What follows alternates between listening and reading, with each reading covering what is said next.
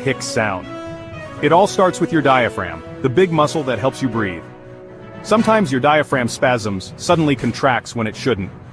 This spasm triggers your vagus nerve, slamming your vocal cords shut, making that hic sound. Cold drinks, laughing fits, spicy food, or just excitement can set it off. Most hiccups stop on their own, but now you know they start deep in your chest. Because even hiccups have science.